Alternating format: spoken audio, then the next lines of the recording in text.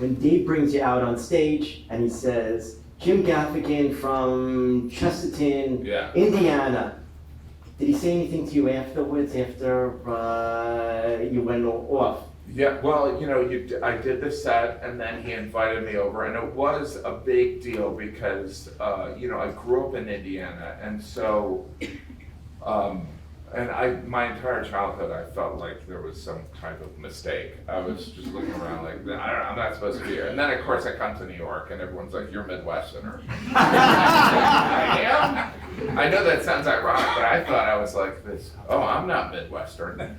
Which I kind of look like the map of Midwest. And, but so there was a sense of relief in, and the late night shows at that point were so much more important, but it was also, there used to be a time where like if you told someone you were a comedian during that era, they would say, have you been on The Tonight Show or Letterman? Or Conan, and if you hadn't, they would look at you like, yeah, I've got some friends that are crazy too, so it was definitely. So what did Dave say?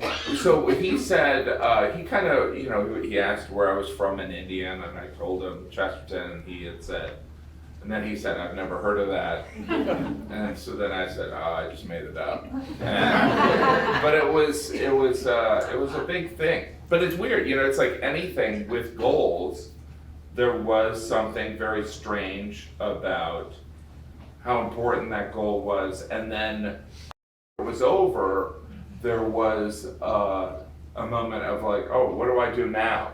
So I had like put any interest in relationships or I was so focused on my career that it was something that I had never really looked beyond doing Letterman. I know that sounds kind of silly, but it was that important.